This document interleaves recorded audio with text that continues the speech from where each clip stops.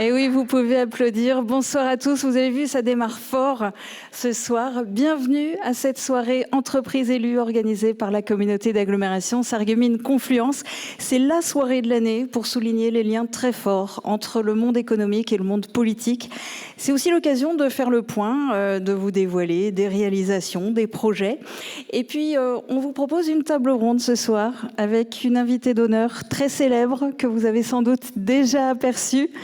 Mais je vais laisser le privilège au président de la communauté d'agglomération Sarreguemines Confluence de vous en dire plus. Et puis, il va vous parler aussi du film que vous venez de voir. Roland Rautre, si vous le voulez bien, le pupitre est à vous.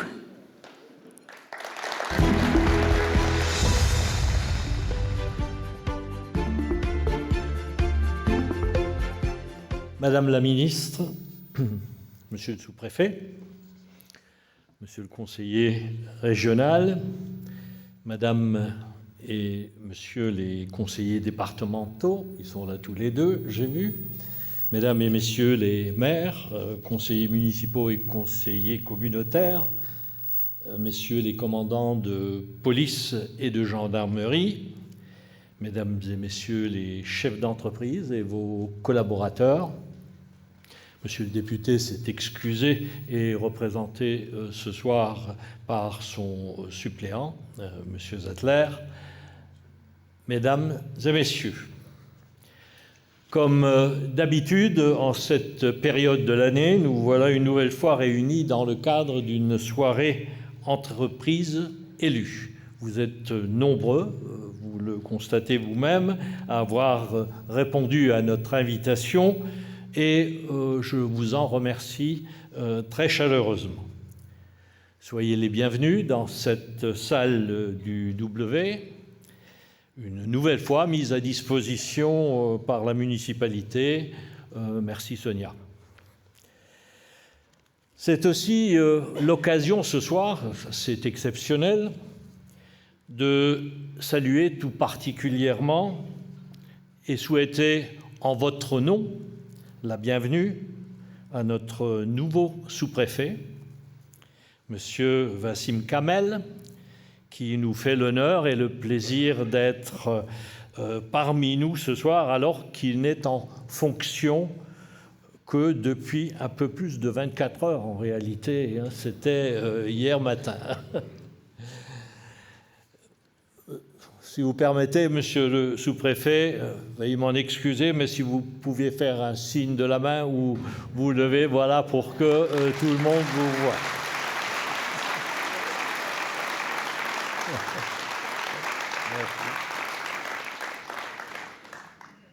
Vous êtes ce soir au sein d'une belle panoplie de décideurs locaux avec lesquels vous pourrez faire connaissance tout à l'heure, si vous le souhaitez. D'ailleurs, vous avez déjà bien commencé. Voilà, chers amis, vous venez de découvrir en ouverture et en avant-première le nouveau film de promotion de notre beau territoire, élaboré en partenariat avec l'Office de tourisme Sarreguemines-Confluence. Nous souhaitions que ce film ne soit pas simplement une banque d'images, mais qu'il raconte une histoire. Cette histoire est celle de toutes les personnes qui découvrent la Moselle-Est et l'agglomération de Sarreguemines lorsqu'ils viennent pour un séjour touristique, mais également quand ils viennent y occuper un nouvel emploi et s'y installer avec leur famille. Souvent, ils ne s'attendent pas à trouver les nombreux atouts qui viennent d'être évoqués dans le film. L'exercice visant à présenter l'agglomération de Sarreguemines en 3 minutes, c'est la durée du film, je crois, hein, à peu près, est difficile, car même si nous les minorons souvent, probablement par excès de modestie, notre territoire est un concentré d'excellence. Cette excellence est tout d'abord celle des femmes et des hommes de ce territoire, notamment à votre niveau, vous les entrepreneurs. Les actualités qui vous seront présentées ce soir l'illustreront à nouveau parfaitement. Comme nous avons pu le voir, la richesse de notre agglomération est également culturelle, patrimoniale, touristique, gastronomique, agricole, mais aussi environnementale, sportive ou sanitaire. 3 domaines bien connus d'ailleurs par notre invitée d'honneur ce soir, Madame Roselyne Bachelot, que vous connaissez tous. Je pense qu'il n'y en a pas un dans la salle qui ne la connaît pas. Et au travers, bien évidemment, de ses différentes fonctions ministérielles et ses très fréquentes apparitions à l'écran pour nous faire profiter de son expérience, car elle en a. Elle connaît Sarreguemines pour y avoir inauguré le centre hospitalier Robert Pax. Ça fait un certain temps, déjà 15 ans, voilà. Et moi-même, ça elle ne le sait pas, j'ai eu l'occasion, elle ne s'en souvient probablement plus, de m'entretenir avec elle sur les marches de l'Assemblée nationale suite à une initiative spontanée de notre ancien député Céleste Lette pour évoquer avec elle un beau projet, un très beau projet d'ailleurs, qui ne s'est malheureusement jamais réalisé, le projet 7x4 Pharma, qui envisageait la mise sous blister automatique de médicaments dans une usine qui devait s'installer sur l'Europol à Hambach. Or, si nous sommes réunis ce soir, c'est surtout parce que l'excellence de notre territoire est avant tout marquée par son tissu économique, qui est le principal vecteur de dynamisme et d'innovation. Nos entreprises démontrent tous les jours leur savoir-faire dans des domaines aussi variés que l'automobile, l'aéronautique, la chimie, la plasturgie, l'agroalimentaire, les services également, et bientôt les nouvelles énergies. Nous savons à peu près tout produire, sauf peut-être des ministres. C'est pour cela que nous les invitons, comme ce soir. Voilà, et je remercie bien entendu Madame Bachelot d'avoir accepté notre demande.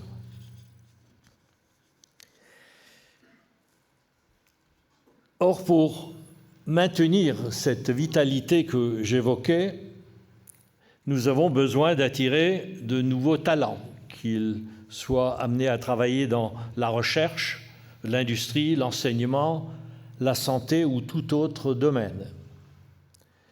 Aussi, nous vous mettrons, si vous le souhaitez, ce film à disposition en espérant qu'il vous servira dans vos politiques de recrutement.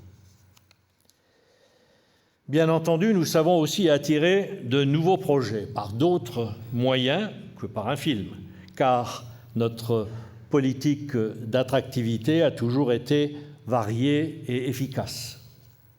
Vous découvrirez ainsi, lors de cette soirée, de nombreux projets économiques en cours de développement sur notre territoire, même si je n'ai pas d'annonce aussi importante à faire que celle de l'an dernier, ça ne peut pas marcher à tous les coups.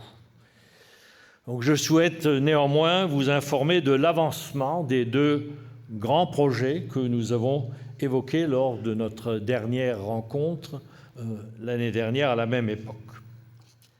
Le premier que je citerai est le plus petit des deux, mais de grande qualité.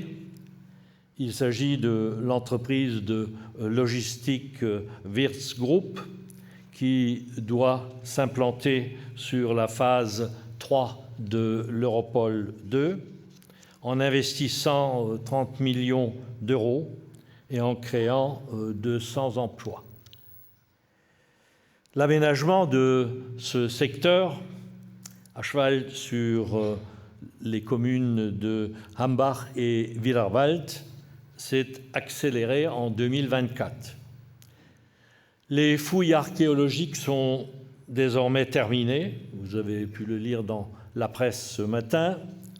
La construction des nouveaux ouvrages d'art a débuté et, si la météo est favorable, les travaux de terrassement puis de voirie pourront commencer dès cet hiver ou au plus tard au printemps.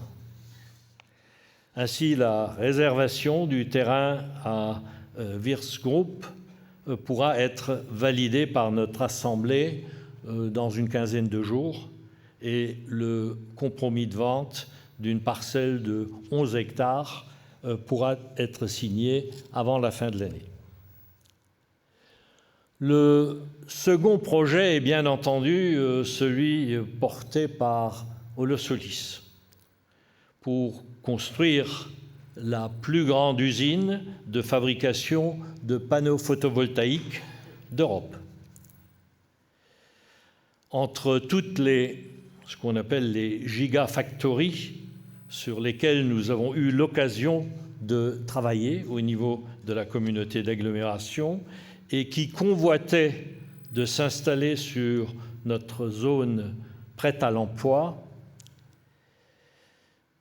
et elles étaient nombreuses, ces entreprises, Holosolis n'est pas la plus importante, mais la plus attrayante, la plus intéressante et la mieux adaptée au site de l'Europol 2.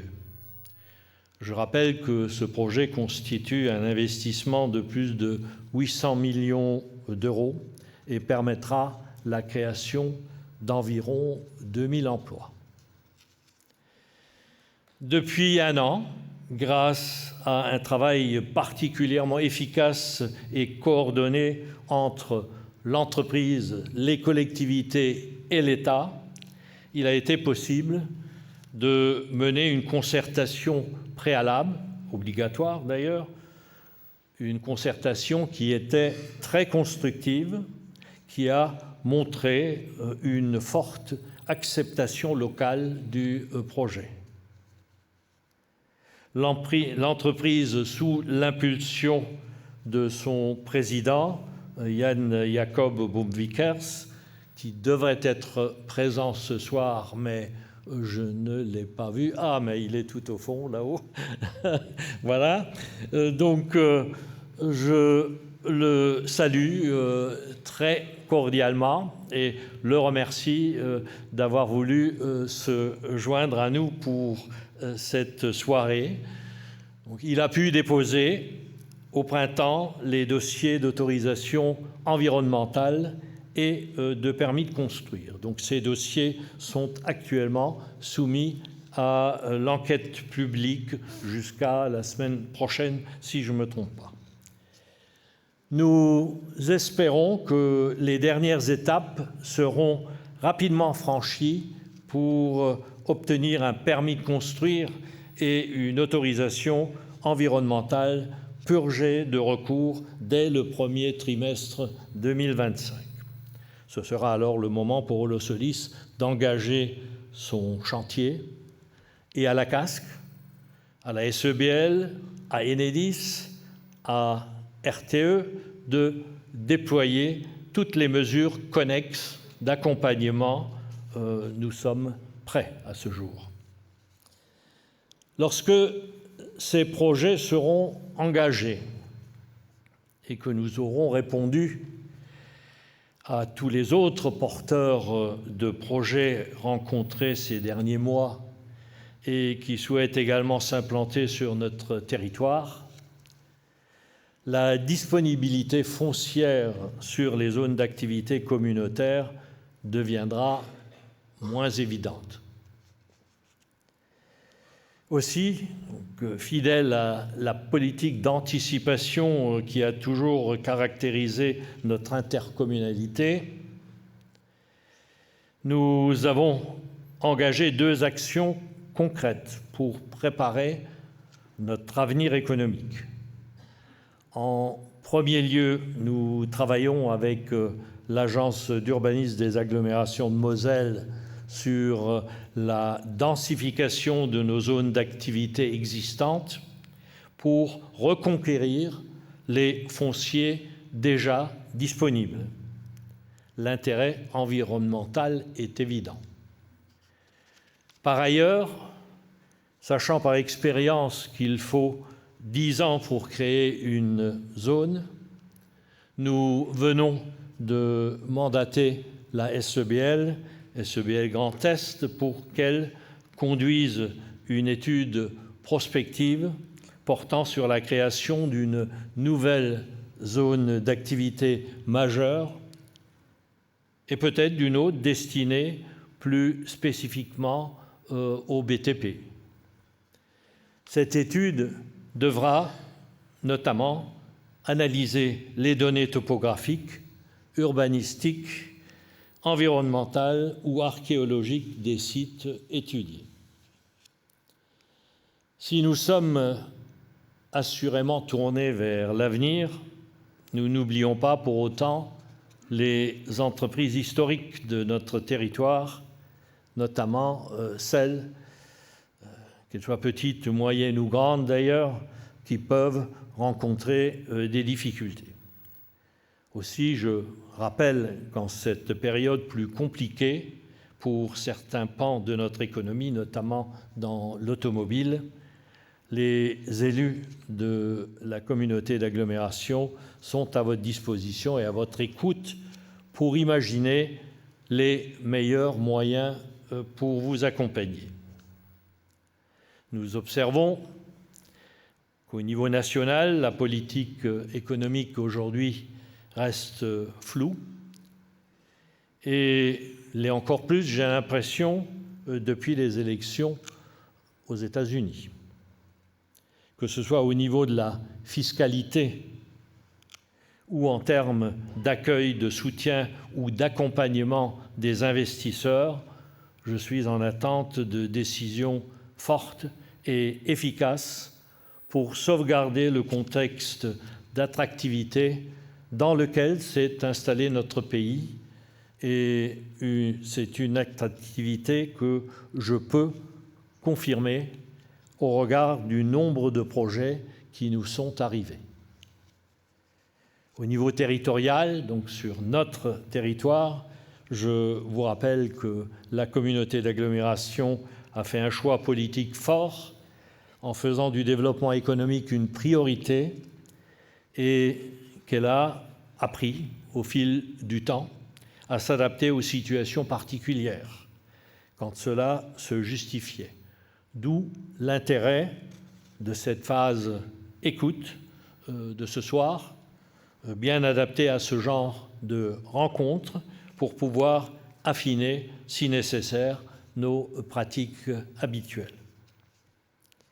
Nous avons tous conscience des turbulences que nous traversons et les nouvelles qui nous viennent de nos voisins allemands ne sont pas faites pour nous rassurer. Mais nous ne perdons pas notre volonté de développement économique qui se trouve être, à mes yeux, le seul véritable outil dont nous disposons pour pouvoir agir sur les autres vecteurs d'attractivité. Il me reste, et je terminerai là-dessus, à remercier les élus de notre assemblée communautaire pour leur décision qui est majoritairement d'une grande lucidité, ainsi que toutes celles et tous ceux qui sont amenés à travailler pour le développement économique au sein de notre grande famille, tout comme l'équipe, parce que il faut les citer également, constituée de membres du personnel de la CASC, qui a organisé cette rencontre avec son savoir-faire bien connu et en espérant que cette soirée vous sera agréable. Je vous remercie pour votre attention et je cède à présent la parole de Julia qui attend avec impatience et qui va, comme d'habitude, animer cette soirée de main de maître. Merci pour votre écoute. Merci.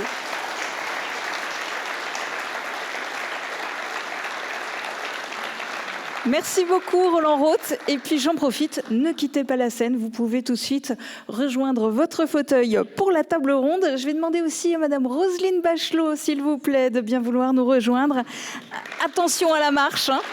Ainsi que Martine... Venez. Ainsi que Martine Schreiber, qui est la présidente de la menuiserie Schreiber à Roulin.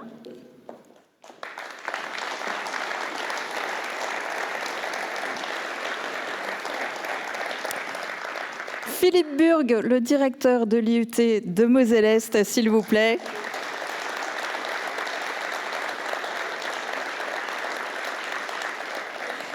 Ainsi que Marc Zingraf, conseiller régional du Grand Est et premier vice-président de la communauté d'agglo Sarreguemines-Confluence. En charge notamment du développement économique. Et puis on va profiter un petit peu de cette table ronde pour laisser monter le suspense avant de vous dévoiler l'entreprise lauréate du Grand Prix d'honneur de l'Agglo édition 2024.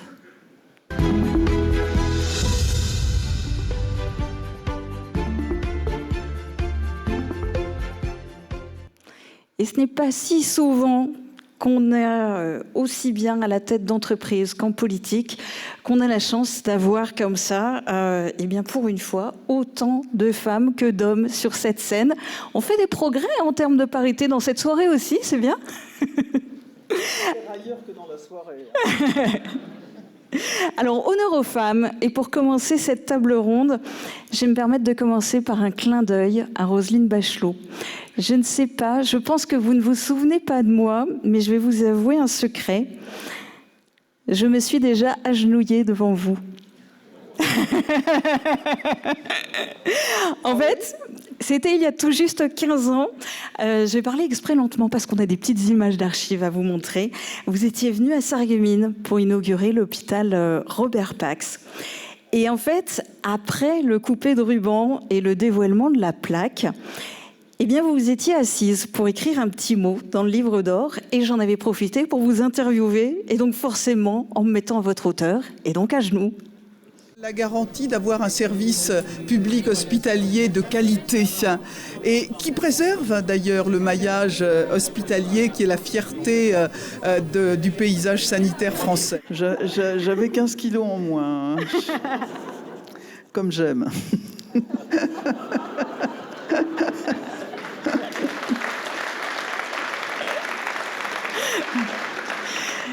Est-ce que vous vous souvenez de votre venue à Sarreguemines le 30 janvier 2009 ? Eh bien, je m'en souviens, mais je crois que c'était le 29 janvier. Ah, je ne sais plus. Oui, enfin, c'est un débat de la plus grande importance que je vous demande de saluer avec l'importance que cela reflète. Non, je me souviens évidemment très très bien de l'inauguration de l'hôpital Robert Pax. Je crois même me souvenir qu'il y a 279 lits qui avaient été créés à l'époque.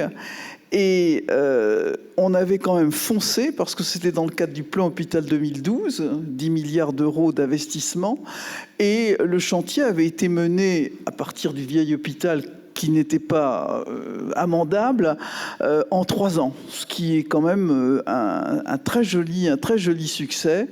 Et véritablement, oui, je m'en souviens très bien. Je me souviens des élus, je me souviens des cadeaux qu'on m'a faits, je me souviens de tout. Voilà. Et c'est vrai que c'est aussi très important de garder un maillage hospitalier dans nos territoires. Je sais que, et on va en parler dans un instant, que la question de la médecine, du soin, à la fois de la formation des personnels, mais aussi des efforts que vous faites dans cette difficulté qui est de garder des personnels de santé sur tous nos territoires. Vous avez des actions extrêmement novatrices et volontaristes. Et finalement, cet hôpital, il répond aussi. Il est une sorte de vigie pour permettre que notre territoire, vous voyez, je parle en disant notre territoire, puisque je me sens un peu là ce soir l'enfant du pays, pour que notre territoire soit équipé. Alors, je disais honneur aux femmes parce que je voudrais qu'on parle aussi un petit peu des femmes et de la place des femmes. À ce moment-là, vous étiez ministre de la Santé et des Sports. Est-ce que c'est un challenge supplémentaire d'être ministre quand on est une femme, encore aujourd'hui ? Oh, c'est un challenge, évidemment. D'ailleurs, je me souviens toujours d'un article le lendemain de cette inauguration où un journaliste que par pure bonté d'âme, je ne citerai pas, n'avait parlé que de mon rouge à lèvres fuchsia. Et je me dis, c'est vraiment un gros con, là. Hein, parce que on vient pour inaugurer un équipement de première importance et le type regarde la couleur de mon rouge à lèvres. Mais ça, je l'ai eu tout au long de ma carrière politique. C'est-à-dire, on va regarder un col enfilé, une question de brushing. Et d'ailleurs, j'ai une très bonne copine qui était présidente de la République islandaise, Vigdis Finnbogadottir. Et on lui avait demandé, est-ce que c'est dur pour une femme de faire de la politique ? Elle avait répondu, c'est aussi dur que pour un homme, mais nous, en plus, on a le brushing et les collants. Et ça, je trouve que c'est assez vrai, mais il faut quand même reconnaître que ça évolue positivement. Je dois dire que, je vais vous raconter une petite anecdote. Quand j'ai été élue, il y a un certain nombre d'années, conseillère départementale, conseillère générale, disait-on, il y avait 6 nouveaux conseillers départementaux. J'étais la plus jeune élue, donc je rentrais la dernière. Et le président du conseil général présentait les élus. Donc on présente les 5 hommes par leur qualité, leur profession, leurs engagements. Je me dis, ça va être mon tour. On va dire du bien de moi. Et je vous présente, messieurs, puisque j'étais la seule femme, je vous présente, messieurs, Madame Bachelot, dont chacun connaît le charmant sourire. C'est toute la présentation à laquelle j'ai eu droit. Mais ça valait en tout cas mieux que la réflexion qui a surgi quand je suis monté pour la première fois à la tribune de l'Assemblée nationale et où un membre de mon groupe a dit « Tiens, voilà le concert des vagins ». Et tout ça, je l'ai subi pendant 40 ans, mais ils ne l'ont pas emporté en paradis.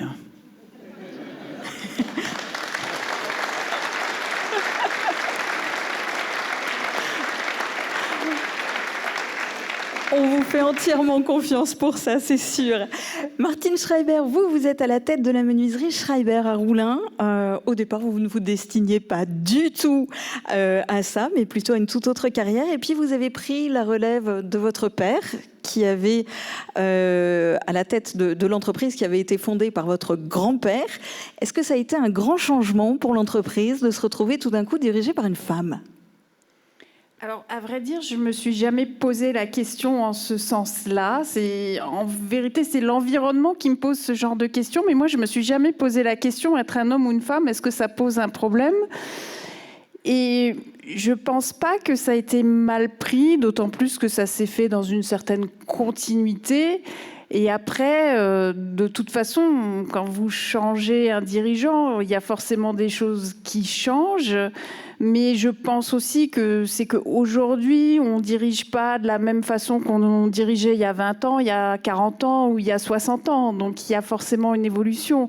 Mais je ne suis pas tout à fait sûre que ça soit lié à être un homme ou une femme. Mais peut-être. Mais moi, je ne m'en rends pas compte. C'est quoi qu'il arrive, une histoire de caractère. Est-ce que vous avez l'occasion de côtoyer beaucoup de femmes chefs d'entreprise ? Alors, quand je côtoie mes collègues du bâtiment, il n'y en a pas beaucoup. Par contre, sur les chefs d'entreprise en général, si, j'en côtoie quand même. Mais pas tellement dans mon domaine du bâtiment. Bon, il va falloir que ça évolue tout ça. On va beaucoup parler d'avenir ce soir. Et pour lancer la discussion, eh bien, je vous propose de regarder d'abord en vidéo quelques exemples de réalisations et de projets en cours qui forgeront l'avenir du territoire.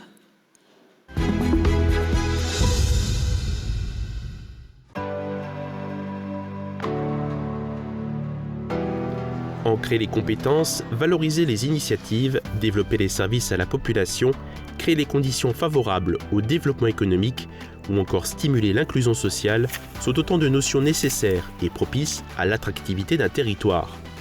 Pour ce faire, la communauté d'agglo investit en permanence dans de nouveaux services ou équipements, comme le Bliss Park par exemple, un tout nouveau site communautaire qui se veut être un lieu de compétition sportive, de rencontres et de vie.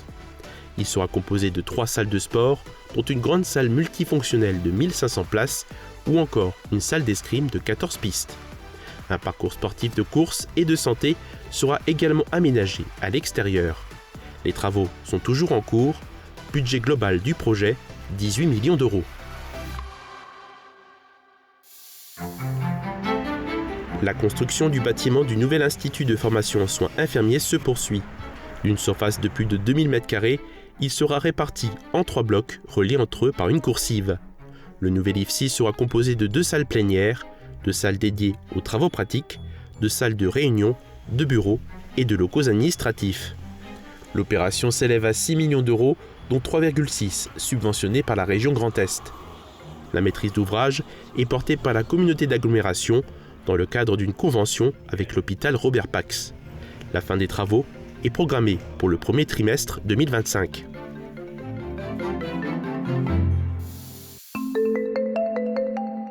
On reste dans le domaine de la santé.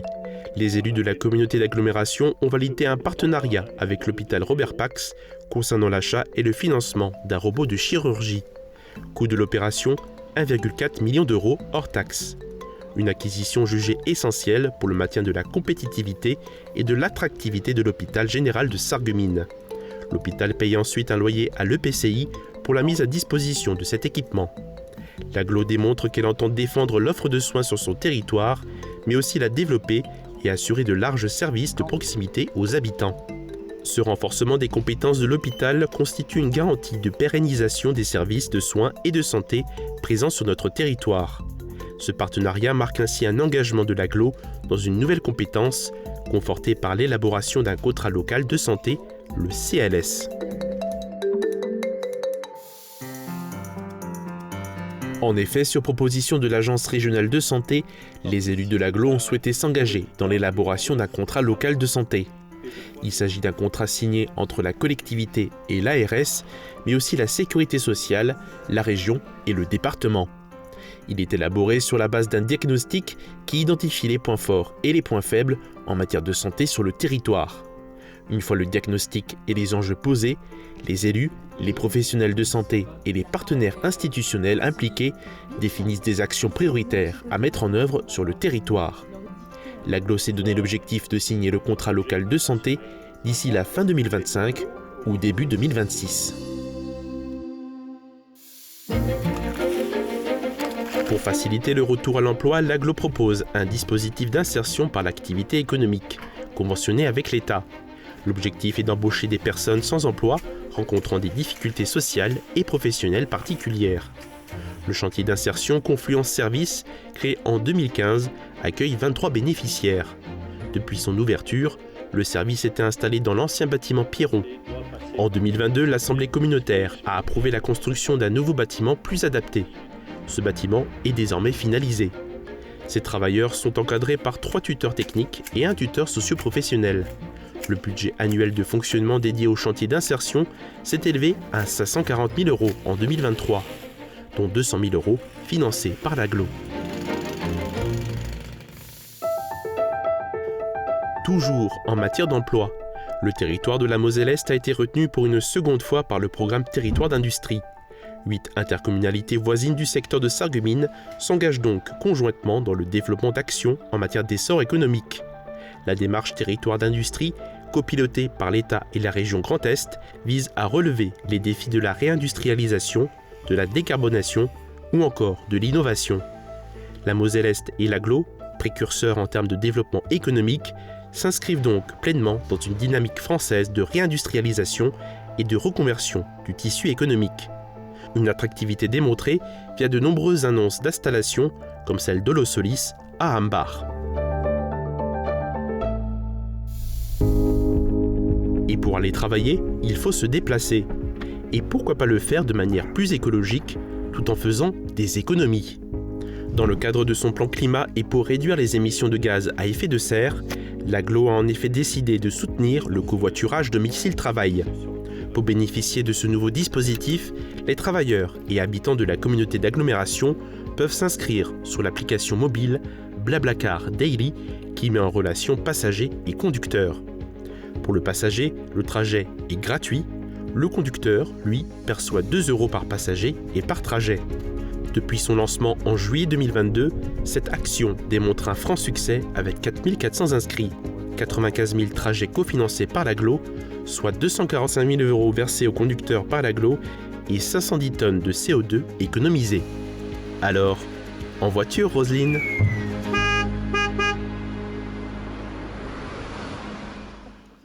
Bon, vous... Bravo.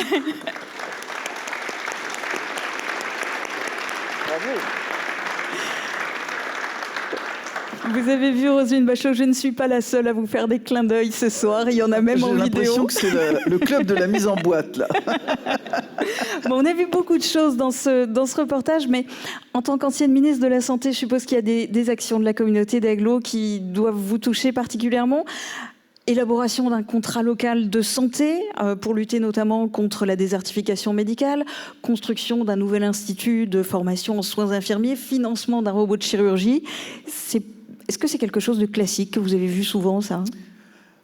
Oui, ce qui est très intéressant dans ce qui a été fait, c'est que tous les partenaires fonctionnent ensemble. Il faut évidemment un pilote, et c'est l'Agence régionale de santé, puisque je suis la maman des ARS. Et pilote parce que c'est une responsabilité dans notre pays, une responsabilité régalienne que d'organiser les équipements en santé, les grands équipements en santé. Mais il ne s'agit pas de le faire contre la population. Et c'est à ça que sert le contrat local de santé, c'est d'impliquer tous les partenaires, non seulement les élus, non seulement les professionnels, mais aussi les citoyens, et en particulier le tissu associatif, qui est extrêmement important. et aussi d'envisager les évolutions à venir. On a un hôpital qui fonctionne mal parce qu'il assume des fonctions qui ne sont pas les siennes. Effectivement, le manque criant dans ce qui est la médecine de proximité, dite improprement médecine de ville, et de l'autre côté, un secteur médico-social de prise en charge des personnes âgées qui n'est pas assez médicalisé. Et il faut absolument libérer l'hôpital de ces deux charges indues, et tout cela, ça ne peut se faire évidemment qu'avec le conseil régional et dans son pouvoir d'aménagement du territoire, le conseil départemental, car c'est lui qui a la responsabilité des personnes âgées, de leur prise en charge, de l'organisation, et bien sûr au plus près des territoires, dans les communes et dans les intercommunalités, justement pour associer les citoyens, car on ne fait de bonnes politiques de santé qu'en associant les citoyens au plus près. Et vraiment, moi je salue la démarche qui est faite, qui me paraît, je donne la note de 20 sur 20. Waouh! Waouh!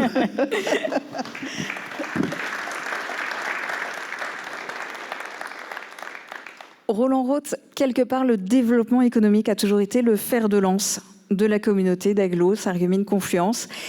Et en fait, on a l'impression que la santé aussi devient une thématique cruciale pour le territoire. Oui, je crois que nous nous engageons sur une voie parallèle. Effectivement, le développement économique, pour illustrer tout cela très simplement, le développement économique touche l'ensemble de notre population. Les emplois, nous en avons besoin. Il faut que les familles puissent travailler, puissent vivre sereinement sur notre territoire. Et la problématique de la santé va dans le même sens. Chacun d'entre nous se sent concerné par la problématique de santé, qu'on soit âgé, qu'on le soit moins, ou même les jeunes sont amenés à un moment ou à un autre à se faire soigner, et ça fait partie, aux yeux des élus de la communauté d'agglomération, d'un élément d'attractivité supplémentaire pour le territoire. Donc, qu'est-ce que nous avons fait? Nous avons démarré il y a bien longtemps déjà. Ça a commencé par l'acquisition d'un scanner. Il y a, à mon avis, une vingtaine d'années. Bon, je me souviens plus à quelle date nous avons acheté cet appareil. L'IRM a suivi, le PET-scan a suivi.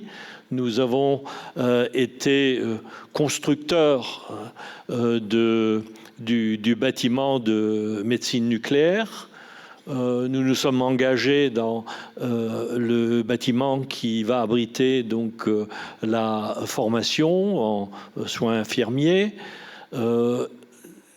La dernière acquisition, c'est celle que vous avez vue sur l'écran, était un robot de chirurgie que je ne connaissais pas, que j'ai découvert, mais qui nous a été demandé par les médecins de l'hôpital de Sarreguemines. Et j'ai très rapidement compris que pour que cet hôpital reste à un niveau de qualité et de technologie suffisant pour notre époque, eh bien, il faut faire ce pas.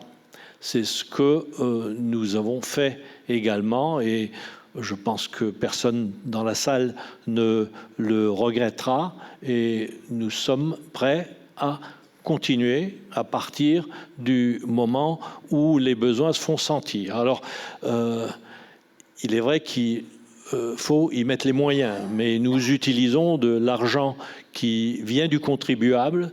C'est un excellent moyen de le faire revenir au contribuable. Et puis vous l'avez dit, cette volonté politique, elle se traduit notamment par la construction de bâtiments dédiés. On en a l'exemple en ce moment avec le chantier de l'IFSI, l'Institut de formation en soins infirmiers. Et Philippe Burg, ce n'est pas la première fois que la communauté d'agglo construit un bâtiment pour l'enseignement supérieur. Et je crois que vos étudiants, en particulier du GACO, en profitent au quotidien. Oui, tout à fait. En fait, Avec le micro juste plus près de votre bouche, si vous voulez. Toujours eu un soutien très fort de la communauté d'agglomération vis-à-vis de l'IUT et de l'enseignement supérieur. Et donc ça remonte au CPER 2007-2013, où il y a eu la construction du bâtiment gestion administrative et commerciale des organisations, qui est un des départements de l'IUT. Donc il existait déjà un département dédié à la logistique, et avait débuté en 2009 ce département GACO, mais sans mur, déjà à l'intérieur des locaux existants. Sauf qu'il fallait de la place. Et donc la communauté d'agglo, dans le cadre de ce CPER, aux côtés évidemment de l'État et de la région par définition, a été maîtrise d'ouvrage pour la construction de ce nouveau bâtiment, aux côtés du conseil départemental, et la communauté d'agglo, aussi bien que le département, a toujours fait le choix historiquement, et pourtant ce n'était pas dans ses attributions au départ, de soutenir l'enseignement supérieur et la formation des jeunes et la formation du supérieur. Et je dois dire qu'en tant que directeur et connaissant l'environnement sur Sarreguemines, on a quand même un potentiel enseignement supérieur qui est assez fort, puisque on a 700 étudiants dans les locaux de l'IUT. Alors, il n'y a pas que les étudiants de l'IUT, il y a aussi la faculté de droit de Metz. Il y a aussi des étudiants de master de mécanique, d'informatique et de mathématiques. Il y a l'INSPE, on a parlé de l'IFSI tout à l'heure. Et si on y ajoute les étudiants de BTS, on est à 1200, 1300 étudiants du supérieur sur une population de 22 000 habitants, si je ne me trompe pas beaucoup. Donc c'est une notion qui dépasse même le cadre d'une simple implantation, c'est une notion de campus.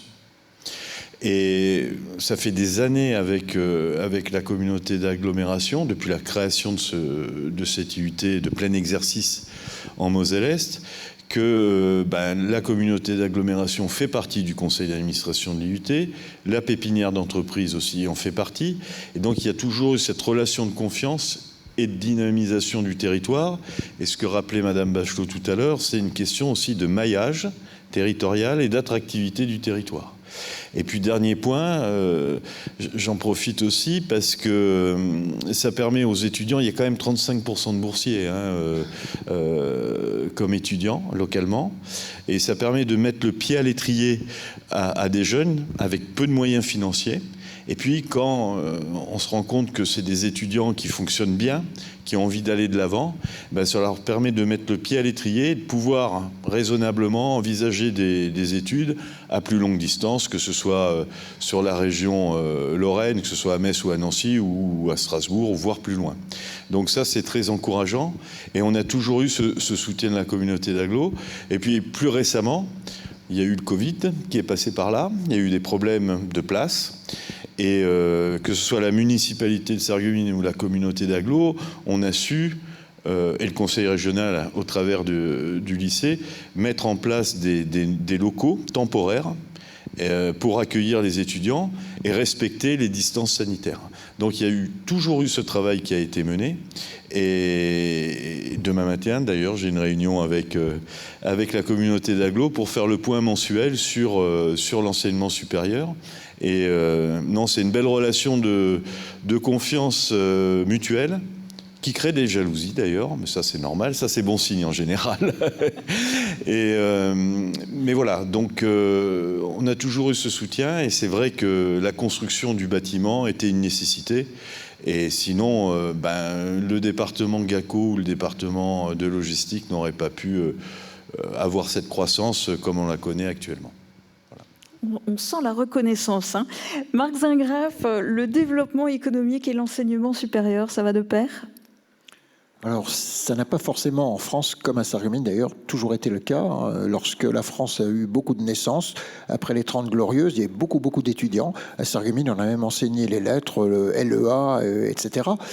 Mais c'est un peu les IUT qui ont donné l'exemple dans les années 60, 66, je crois, à la mise en place des IUT, a lancé le concept de rapprochement de l'enseignement universitaire avec les territoires, avec les entreprises. Et c'est ce concept-là qui a fait école. Et si je fais un grand pas en avant, si je regarde maintenant, là, en 2024, quand on regarde le schéma d'orientation de l'université, j'étais en réunion de travail avec la présidente de l'Université de Lorraine il y a peu, eh bien, elle tient énormément à ce que l'université soit présente sur les territoires, et j'allais dire jusqu'à de la recherche, d'ailleurs, sur les territoires. Et c'est ce que, au niveau de la communauté d'agglomération, eh bien, nous cherchons à obtenir depuis des années. En tout cas, depuis le début des années 2000, on a vraiment suivi à la lettre ce concept. Philippe Burgue parlait tout à l'heure de l'ENSPE. Ben, on a l'ENSPE parce qu'on a besoin de bilinguisme sur notre territoire. En matière de droit, on a un master de droit des collectivités transfrontalières. Donc, c'est toujours ciblé avec les besoins que nous avons.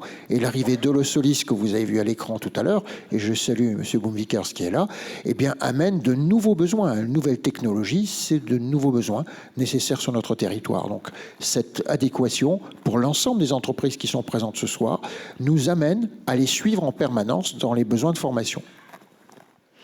Dans cette vidéo, on ne voyait que quelques exemples des actions qui sont mises en place par la communauté d'agglo en direction des entreprises. Il y en a beaucoup d'autres, on ne pouvait pas être exhaustif. Martine Schreiber, vous, en tant que chef d'entreprise, quel est le regard que vous portez sur l'attractivité et le dynamisme du territoire ? Alors en termes d'attractivité, effectivement, je vois bien que la communauté d'agglomération a à cœur de toujours avoir des zones et des terrains prêts à accueillir les entreprises. Parce qu'effectivement, une entreprise n'ira pas s'installer si on lui promet que dans 5 ans, il y aura quelque chose de disponible. Donc ça, je pense que c'est indéniable. Si on veut faire venir des entreprises, il faut avoir des lieux pour les accueillir.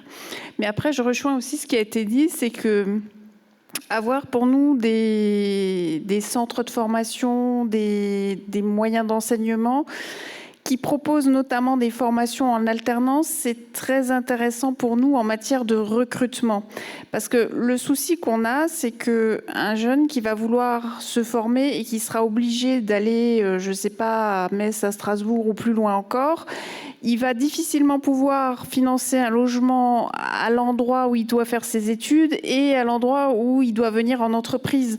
Donc pour nous, c'est important qu'il puisse se former sur le lieu, ou à proximité du lieu où il va dans les entreprises. Et c'est vrai que nous, de façon historique, on a toujours formé des apprentis, des alternants. Et pour nous, du coup, c'est important de pouvoir avoir cette proximité-là. Et puis vous avez fait un choix de territoire aussi. L'entreprise, historiquement, elle était implantée à Ypelin. Vous avez eu besoin de vous agrandir et vous avez choisi de rester dans le secteur et vous avez construit des nouveaux locaux plus grands à Roulin. C'était une volonté de rester ici.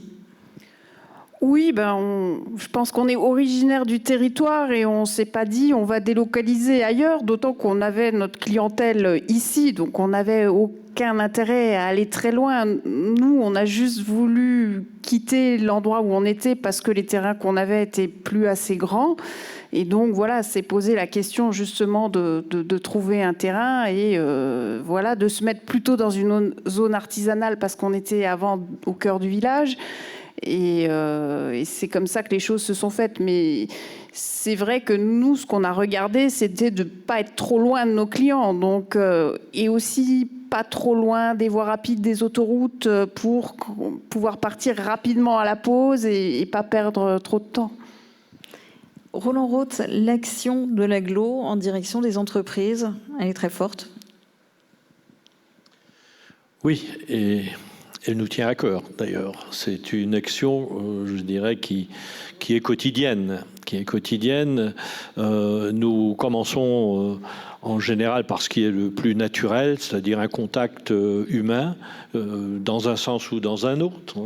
C'est nous qui allons vers les entreprises ou c'est les entreprises qui viennent vers nous pour faire un constat. En général, quand elles viennent, c'est qu'il y a une petite difficulté quelque part. Et à ce moment-là, eh bien, ensemble, nous essayons de trouver la solution au problème. ces problèmes peuvent être très différents. Donc, par exemple, comme l'exemple qui vient d'être cité en matière de disponibilité foncière pour s'agrandir, donc on cherche un espace qui pourrait convenir à une belle extension d'une menuiserie, par exemple, ou d'une autre activité. Alors, effectivement, le fait d'avoir des terrains disponibles est très important. C'est pour ça que j'évoquais tout à l'heure dans mes propos l'obligation pour moi, enfin ça c'est mon avis personnel, de travailler très rapidement sur des espaces d'avenir pour ne pas être à un moment ou à un autre bloqué par rapport à des demandes donc, qui viendraient de la part du milieu économique et qu'on soit obligé de dire mais nous regrettons, mais nous ne pouvons pas vous aider. Ce serait vraiment dommage. Donc voilà notre action. Nous allons beaucoup plus loin puisque pour les plus petites entreprises, nous proposons des aides financières également pour, par exemple, des transformations de locaux, l'acquisition de matériel neuf. Voilà le genre de choses que nous faisons très régulièrement. Donc, nous nous sentons très proches du milieu économique.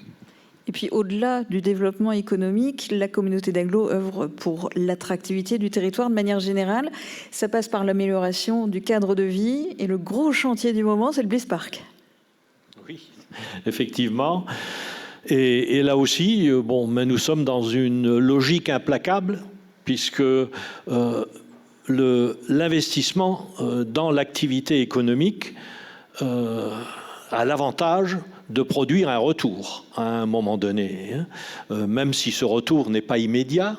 Il se fait au bout de 4-5 ans en général, puisque on essaye d'exonérer de taxes les constructeurs sur une certaine durée, mais à un moment, cette opération est profitable à la population au travers des services que nous pouvons rendre avec ces recettes supplémentaires. Nous pouvons améliorer nos services, nous pouvons mettre en place des équipements comme le Bliss Park, qui eux aussi rendent service. Donc c'est un peu un échange. Donc nous investissons dans un premier temps pour des implantations, parce que ça a un coût. Et le fait d'avoir des terrains disponibles demande un préfinancement de la collectivité, sans être sûr d'avoir des candidats à un moment ou à un autre pour s'y installer. Mais en retour, ça profite à l'ensemble de la population. Oui, car il n'y a pas que l'emploi qui permet de développer le territoire. Il faut que le cadre de vie, mais aussi, vous avez parlé des formations, des perspectives d'avenir, que tout ça, ça soit attractif pour attirer de manière pérenne les hommes et les femmes de demain. Quelques exemples en vidéo.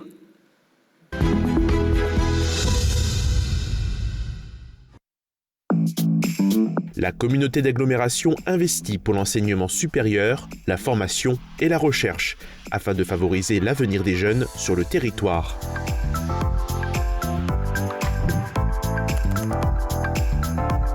La recherche et l'innovation sont au cœur de notre développement. La communauté d'agglomération de Sarreguemines travaille en collaboration avec l'Université de Lorraine, l'IUT Moselle-Est et le laboratoire de génie informatique, de production et de maintenance. Ensemble, ils soutiennent la formation de haut niveau et la recherche en logistique et en ingénierie. Avec le nouveau master 2ISC, 2 parcours spécifiques sont proposés. Le génie des systèmes industriels et l'organisation pilotage des systèmes logistiques. Ces formations innovantes répondent aux besoins des entreprises locales et internationales et ouvrent de nouvelles perspectives pour les étudiants. L'Agglo finance également 3 thèses doctorales investissant 279 000 € sur 5 ans pour propulser la recherche en logistique vers de nouveaux horizons.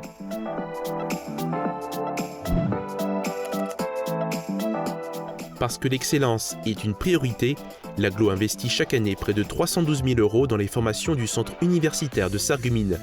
Pour encourager l'élite juridique de demain, elle soutient les étudiants du Collège Lorrain de droit à hauteur de 250 € par étudiant. L'Agglo est constamment à l'écoute des besoins des entreprises et des institutions académiques pour créer de nouvelles formations adaptées aux enjeux de demain.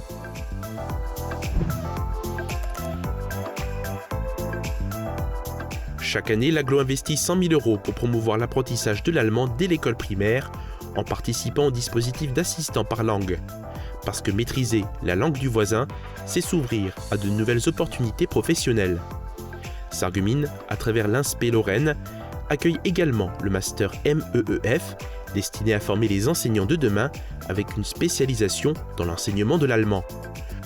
Pour les futurs soignants, une unité d'enseignement optionnelle en allemand est proposée à l'IFSI.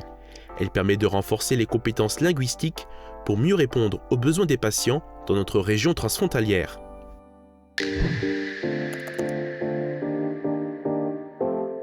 Nos jeunes méritent de découvrir le monde pour mieux le comprendre. Grâce à un soutien de près de 50 000 € par an, la communauté d'agglomération permet aux collèges et lycées d'organiser des projets pédagogiques, dont des voyages éducatifs à travers l'Europe, avec des destinations comme Fribourg, Vienne, Marseille, Berlin, Cambridge ou Auschwitz. Et pour les étudiants du territoire, une enveloppe de 10 000 € est dédiée à des projets tutorés, favorisant l'initiative, l'apprentissage et l'ouverture culturelle.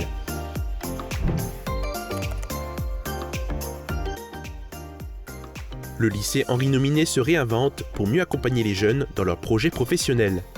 De nouvelles options sont proposées depuis la rentrée 2024, l'une pour les futurs kinésithérapeutes souhaitant poursuivre leurs études à Pirmasens et l'autre en économie et sciences humaines, ouvrant des portes vers des écoles de commerce et Sciences Po. De plus, une antenne de l'Institut de formation d'aides-soignants s'installe au lycée Simon-Lazare. Elle accueille sa première promotion d'apprentis aides-soignants dès cette année, avec une formation en alternance pour mieux répondre aux besoins croissants du secteur.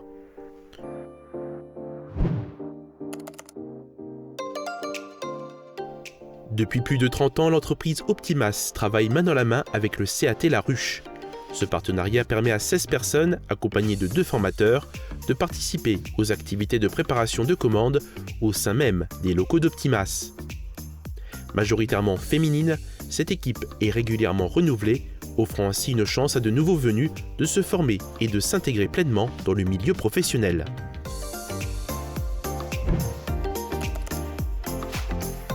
L'UFA Michel Roth agit activement pour favoriser la féminisation des métiers de l'hôtellerie et de la restauration.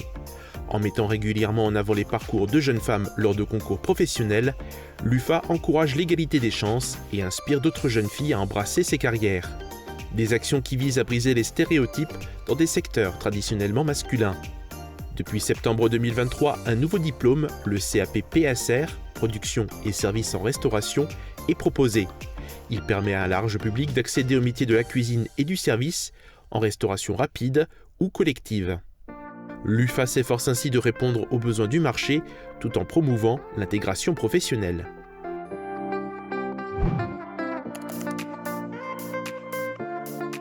Pour répondre aux besoins croissants du secteur du bâtiment, le CFA BTP de Sarreguemines a vu le jour sous l'impulsion de la Fédération du BTP de la Moselle.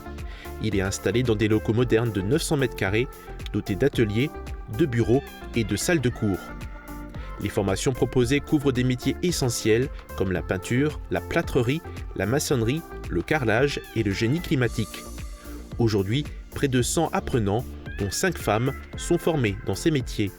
Avec une capacité d'accueil allant jusqu'à 160 apprenants, le CFA BTP continue de croître pour répondre aux besoins du territoire.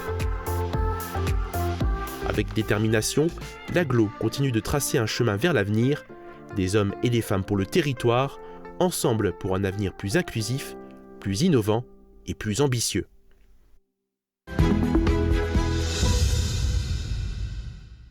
Ça bouge dans toutes les formations. Du coup, Philippe Burg, j'ai envie de vous poser la question, est-ce que l'IUT est en constante évolution ? Il se doit d'être en constante évolution. Il y a eu des réformes, on a une nouveau diplôme qui est encore plus agile que le précédent. Comme le rappelait Marc Zingraff, les IUT, ça date depuis 1966. C'était à l'initiative du ministère de l'Industrie et de l'Éducation nationale. Et puis, ça n'a jamais été dépoussiéré. Donc, au bout de 50 ans, le ministère nous a demandé de révolutionner un peu le système. Donc, on est passé à Bac+3, ce qui a été un sacré challenge dans un délai extrêmement contraint.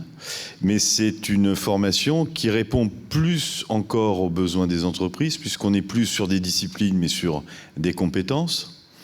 Et puis, on a quand même un IUT, et pour la plupart des IUT, des pourcentages d'étudiants qui suivent leur cursus en apprentissage. Nous, par exemple, on est à 40%. Donc, on est vraiment en lien avec les entreprises, et j'espère qu'on pourra continuer à faire de l'apprentissage et qu'il n'y aura pas de décision politique allant à l'encontre. Pour nous, mais je pense aussi pour les entreprises, mais je ne vais pas parler à leur place, parce que c'est un moyen d'employabilité qui est considérable pour les jeunes. Et le but de les former, c'est quand même un emploi à l'issue. Même si l'enseignement supérieur va bien au-delà de la formation, et c'est aussi un élément d'émancipation, et ça fait les citoyens de demain. Mais voilà, donc les formations se doivent d'évoluer en permanence, d'où le contact important avec les entreprises. On le voit dans le cadre du groupe de travail sur le projet Holosolis, où il y a des demandes, où on doit s'adapter. Et on a la possibilité de s'adapter, puisqu'on a des formations qui sont, comme on dit, agiles, qui peuvent être modifiées un petit peu à la carte. Et puis, c'est répondre aussi, pas que sur des gros projets comme celui qui vient d'être évoqué, mais aussi pour répondre à des besoins pour des petites ou moyennes entreprises. Donc ça, c'est important d'avoir ce lien-là avec le tissu économique. Et vous posiez la question tout à l'heure à Marc Zingraff sur la relation enseignement supérieur et entreprise. Il est évident parce que on accueille des enseignants-chercheurs, parce qu'on développe de l'innovation, et c'est un apport aussi pour le tissu industriel. Donc c'est une relation qui va dans les deux sens. Il y a la formation continue aussi. Former les personnels des entreprises, les faire évoluer. Tout ce qui est validation des acquis de l'expérience aussi, c'est important. Voilà, donc on se doit effectivement de s'adapter en permanence. Évoluer, innover, s'adapter, créer des nouvelles formations. Marc Zingraff, est-ce que c'est un objectif ? Mais je crois tout simplement qu'il s'agisse d'enseignement supérieur ou de développement économique, l'évolution, c'est quelque chose de très darwinien, hein, c'est-à-dire que celui qui ne s'adapte pas, il disparaît, tout simplement. C'est la théorie de Darwin, et je pense que c'est quelque chose qui est dans l'ADN des uns et des autres. Donc nous sommes évidemment toujours, comme Roland le disait, dans cette nécessité d'avoir une petite longueur d'avance, de voir venir les choses, de proposer des formations, des enseignements qui soient là au moment où il le faut. C'est la raison pour laquelle, si je prends l'exemple de Holosolis, c'est bien avant la production, avant la construction, il faut se poser les bonnes questions. Et il faut se poser les bonnes questions pour tout le territoire, pas seulement, Philippe l'a dit tout à l'heure, pour l'un ou pour l'autre. C'est-à-dire qu'il y a tout un bassin de vie et d'emploi auquel il faut répondre dans cette évolution. Mais nous sommes constamment à la recherche de ce qu'il faut qu'on propose dès demain, et ça se prépare dès aujourd'hui. Voilà, et je crois que c'est extrêmement important. On a vu des changements, ce que Philippe a dit en passant, moi je trouve que c'est une vraie révolution, et là aussi l'IUT a été à l'origine de cette petite révolution, c'est d'introduire la formation par alternance ou par apprentissage au niveau universitaire. Ça, c'est une vraie révolution dans les pratiques, parce que ça a vraiment bousculé ce qu'on avait comme représentation de la question universitaire en tête. Et pourtant, c'était une adaptation aux besoins des entreprises. Donc je pense que c'est viscéralement nécessaire que de proposer constamment des choses nouvelles, des concepts aussi, également dans ce qui est autour de la formation, Philippe a utilisé le terme de campus avant, raisonner en termes de campus aujourd'hui, c'est-à-dire considérer qu'il y a une réponse à apporter au territoire dans un ensemble de vie valorisant pour les jeunes qui entrent en formation et qui vont se répartir sur le tissu des entreprises du territoire. Il faut que ce soit valorisant et revenir vers les territoires, c'est aussi une petite révolution, je le disais tout à l'heure. Lorsque le BTP se rapproche de Sarreguemines pour proposer quelque chose, c'est une petite révolution, parce que c'est reconnaître au territoire qu'il y a une plus-value à trouver sur les territoires en matière d'enseignement supérieur. Et Martine Schreiber, vous l'évoquiez tout à l'heure, vous contribuez à la formation en accueillant des apprentis. Est-ce que la relève est assurée ? Oui, je pense que la relève est assurée et une relève issue de l'apprentissage, justement. Donc, c'est pour ça que je mets d'autant plus l'accent sur ce côté formation qui est vraiment très important. Et ce qui va permettre de contribuer à ce que les entreprises continuent d'évoluer et de se développer. Il faut dire que l'actualité des entreprises du secteur est intense, preuve s'il en était besoin qu'on est au cœur d'un territoire d'avenir. Et on voit ici un aperçu en images avec des projets de développement économique.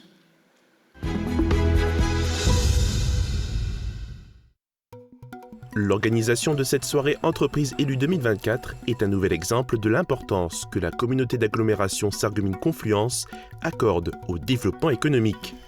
Le bilan des actions menées depuis 1 an illustre davantage l'énergie déployée par la structure intercommunale pour développer le territoire et son tissu économique.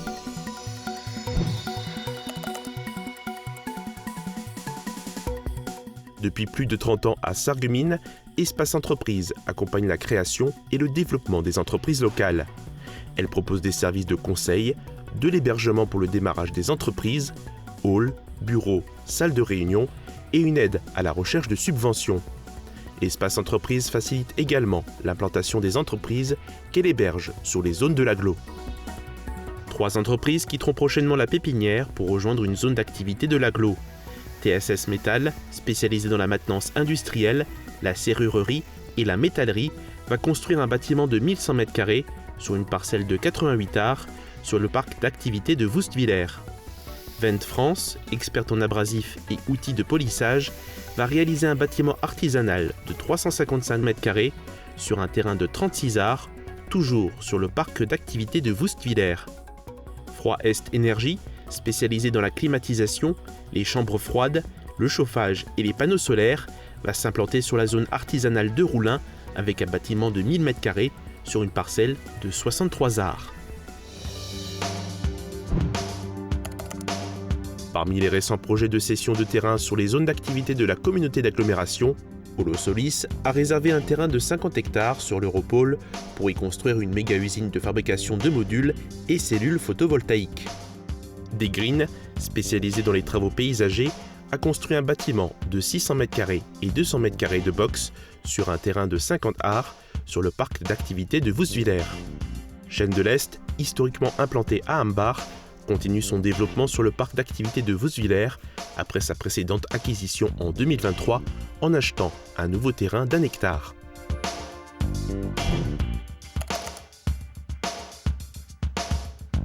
Plusieurs entreprises locales étendent leurs sites de production ou de stockage. Autonfait, spécialisé dans la transformation de tubes et de tôles, agrandit ses installations de 6000 m² sur la zone industrielle de Rémelfin pour ajouter un hall de peinture, de soudage et de stockage. Toussaint, distributeur de solutions d'hygiène pour professionnels, finalise une extension de 2700 m² pour du stockage et un showroom sur le parc d'activité de Woustviller. Sarplast, spécialiste de pièces techniques et d'aspects en plastique injecté, crée une extension destinée au stockage de 350 m² en zone industrielle de Sarreguemines. Transport Kimel a construit un nouveau hall logistique de 12 000 m² en zone industrielle de Sarreguemines. Lubatex, distributeur de batteries et lubrifiants, ajoute 2776 m² de stockage en zone industrielle de Sarreguemines, tout comme IT Plast, spécialisé dans l'injection plastique, avec la création de 900 m² supplémentaires. Est Industrie, spécialiste dans les chaudières industrielles et les équipements sous pression, construit quant à elle une extension de 5872 m² pour de la fabrication et du stockage en zone industrielle de Sarralbe.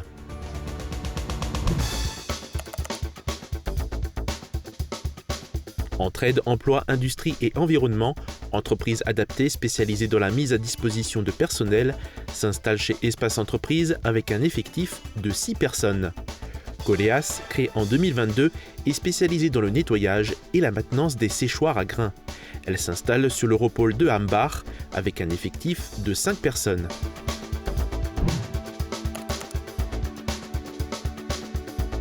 La SEML, outil d'investissement immobilier de la communauté d'agglomération, soutient le développement économique du territoire avec 3 nouveaux projets.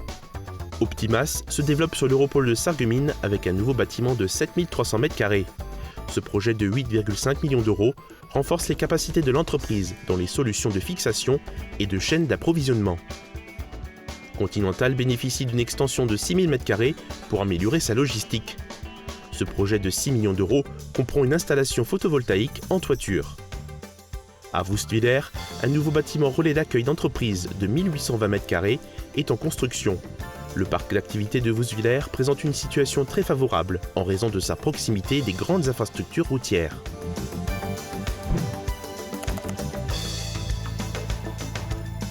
Le savoir-faire local est illustré par des projets innovants tels que Secal, qui a conçu des équipements pour la nouvelle usine Airbus et la fusée Ariane 6. Sarplast a obtenu un marché pour produire des pièces plastiques pour le nouveau Master de Renault. Est Industrie est engagé dans la construction de 2 lignes d'incinération de déchets dans le Pas-de-Calais pour un montant de 42 millions d'euros. Optimas participe à la construction des tunnels du Grand Paris en fournissant des éléments de fixation. Optimum a conçu et fabriqué une cellule robotisée pour la production d'aimants géants. Tous ces projets sont des exemples qui démontrent que la communauté d'agglo, au travers de ses zones d'activité, confirme son attractivité et son dynamisme, offrant aux entreprises un cadre favorable pour leur développement et contribuant à la croissance économique du territoire.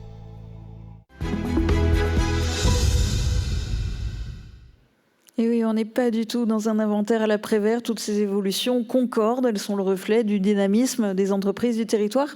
Marc Zingrave, quel est le regard que vous portez sur toutes ces actualités des entreprises en termes de développement économique ? Alors d'abord, je pense que c'est du dynamisme et que le dynamisme appelle le dynamisme. Je crois que c'est important. On est dans un rythme sur notre territoire. Et je pense à un exemple que j'ai vu en réunion à la région l'autre jour. La Lorraine se distingue par le nombre de projets qu'elle porte en ce moment. On est largement en tête en région Grand Est sur les 3 ou 4 dernières années, mais on est à 10 fois le nombre de projets qu'on avait précédemment et on est loin devant les autres régions. Alors tout ça, ça se travaille. Je crois qu'il ne faut jamais se reposer sur nos lauriers. Il faut profiter de ce dynamisme, mais j'ai envie d'ajouter que c'est l'affaire de tout le monde. Tout le monde est concerné. On a vu ce soir tous les acteurs qui interviennent pour que finalement le développement économique fonctionne. Et ça commence chez l'individu en tant que tel. En tant que maire de Sarreguemines, je vois par exemple l'effort que font certains pour créer de l'hébergement chez eux, en créant un appartement en plus ou en retapant une maison qui va permettre d'accueillir des employés demain qui arriveraient sur Sarreguemines. Ça commence du côté de l'individu et puis c'est l'affaire des collectivités, de la collectivité de proximité, de la communauté d'agglomération. On en a beaucoup parlé, du département, de la région. Il faut se sentir soutenu par l'État, monsieur le sous-préfet, évidemment. Et nous avons besoin aussi de l'écho des instances européennes, aujourd'hui plus que jamais, dans le monde aujourd'hui, pour développer un certain nombre de nos actions. C'est toute une mécanique qui, lorsqu'elle tourne bien, eh bien, repose sur les mérites de tout un chacun. Et vous, Martine Schreiber, du côté de votre menuiserie, est-ce qu'il y a des projets ? Quels sont les challenges du moment ? Le challenge du moment, déjà, c'est de réussir à conserver les emplois et les compétences qu'on a au sein de nos entreprises. Ça, c'est l'aspect numéro 1. Après, comme on a la nécessité d'avoir des produits qui sont de plus en plus performants, de plus en plus techniques, ça suppose aussi des investissements constants. Et c'est vrai qu'on est dans des métiers où si on n'est pas en investissement perpétuel, une fois qu'on a raté le coche, c'est fini. On n'arrive plus à revenir pour rattraper tout ça, sachant que on a besoin de toujours avoir une certaine flexibilité parce que finalement, on ne sait jamais comment va évoluer l'avenir, etc. Et des fois, on pourrait être tenté de se dire on va abandonner une petite partie de l'activité parce qu'elle est peut-être moins rentable qu'une autre, mais qu'on se rend compte quelques années plus tard que, en fait, non, on a bien fait de garder ce savoir-faire parce que finalement, c'est important aujourd'hui. Et donc, tout le défi, voilà, c'est de réussir à garder un savoir-faire technique et aussi d'avoir les investissements machines qui sont là pour répondre à tous ces besoins. Mais du coup, comment on fait pour être à la fois innovant et compétitif ?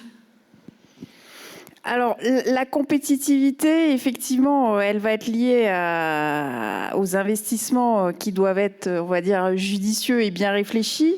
Et ensuite, l'innovation, c'est au sein de l'entreprise qu'on va la trouver essentiellement. Mais ça suppose effectivement d'avoir des personnels formés, des personnels motivés qui ont envie de s'y investir.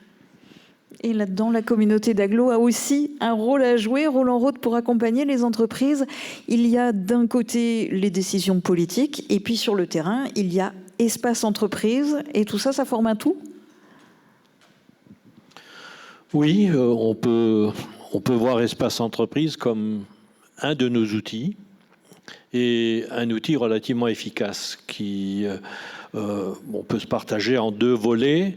Il y a la partie, ça a été bien expliqué d'ailleurs, d'accueil des créateurs d'entreprises. Donc, autrement dit, ce sont des jeunes chefs d'entreprise qui veulent s'essayer dans leur activité.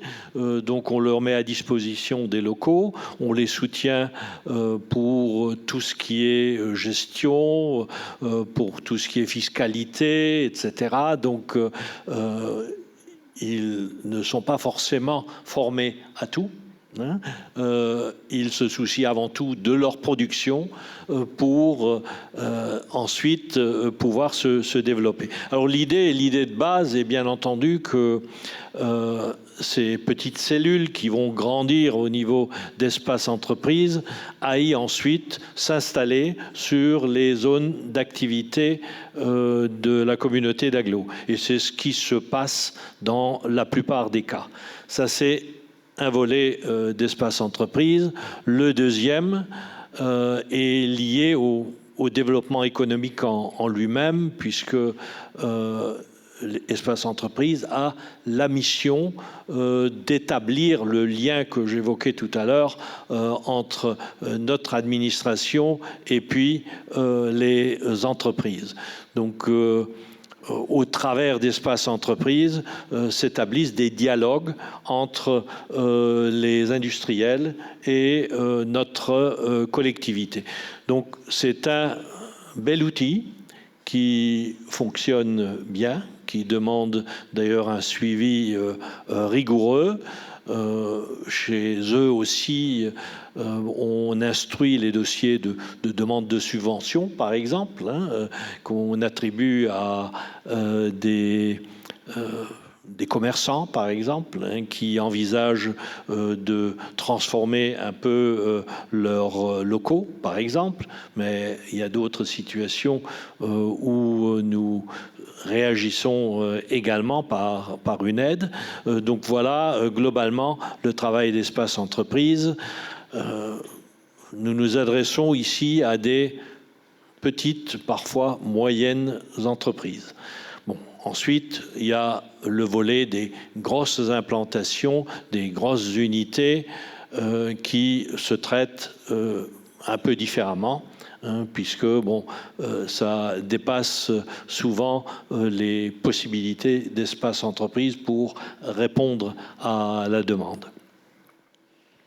Mais beaucoup d'actions sur le terrain aussi. Roselyne Bachelot, avec tout ce que vous avez vu et entendu ce soir, quel est le regard que vous portez sur le territoire de la communauté d'agglomération Sarreguemines-Confluence ?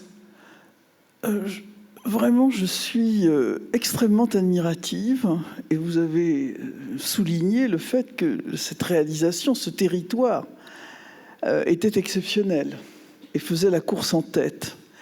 Mais ce qui est très important, c'est de voir qu'on ne peut pas avancer avec un seul secteur. On ne peut pas courir tout seul dans le couloir. Il faut vraiment que tout marche ensemble. J'ai été très impressionné, par exemple, de voir qu'il faut de la culture. Et l'ancienne ministre de la Culture que je suis sait à quel point ce maillage est important. Ce fait de se parler, en plus dans une région qui travaille vraiment en binational. À quoi ça sert de faire de l'activité économique si, dans ce bassin d'emploi, on ne sait pas parler allemand? C'est évidemment extrêmement important. À quoi ça sert de former des infirmiers, des infirmières dans un IFSI, alors qu'on sait très bien que 50% des étudiants qui découvrent la maladie et la mort dans un choc épouvantable qu'on a du mal à affronter dans nos civilisations, dans nos sociétés modernes, s'ils ne trouvent pas à l'alentour de leur formation des gens bienveillants, formés, des équipements, à quoi ça sert de se dire qu'on va laisser sur le côté les personnes handicapées? C'est un des engagements de ma vie. Je suis au conseil d'administration de beaucoup d'institutions qui accueillent des personnes en situation de handicap, des personnes handicapées, je revendique le mot. On a tous, beaucoup d'entre nous ont vu le film Un petit truc en plus d'Artus. Voilà, il faut aussi que cette société, elle soit inclusive. Et j'ai entendu très souvent dans les interventions ce mot d'inclusion. À quoi ça sert de faire de l'activité économique si finalement on se contente de dire, eh bien, les femmes ne seront que sur une partie de ce secteur économique. Les possibilités de choix seront moins fortes pour elles que pour les hommes. Et vraiment, la façon, presque, je dirais, c'est de la tapisserie aux petits points que vous faites, Monsieur le Président. C'est-à-dire, vous avez, dans ce puzzle, mis toutes les pièces en place. Les grands projets, comme ce projet de 1000 emplois, considérable, mais qui va mobiliser l'ensemble de la société, puisque finalement, il faudra leur trouver des logements, il faudra leur trouver des écoles, il faudra leur trouver un maillage commercial, il faudra faire en sorte que s'ils ont des parents âgés, ils puissent être aidés, s'ils ont un enfant handicapé, ils puissent le recevoir et l'aider et lui permettre de faire son parcours. Et vraiment, vous êtes un sacré laboratoire, hein ? J'ai envie de vous amener des gens là chez vous pour qu'ils vous copient. Ce serait peut-être pas une mauvaise idée, non? Bravo, bravo vraiment. Je vais vous remercier tous d'avoir participé à cette table ronde. Et puis, je vais vous proposer, Martine Schreiber et Philippe Burg, de rejoindre déjà votre place au premier rang, parce que la remise de prix, elle va avoir lieu juste devant vos fauteuils. C'est pas... Comme dit Trump, vous êtes viré. Oui, c'est ça. C'est le soir de l'année où je fais entrer et sortir les gens de scène. J'en profite, c'est la seule fois dans l'année.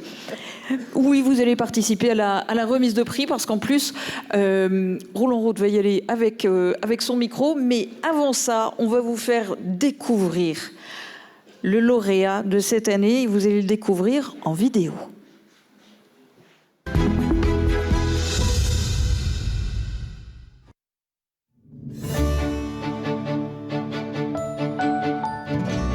L'entreprise Eberhard est née en 1930 à Woestwiller avec une simple activité de transport de matériaux pour la construction.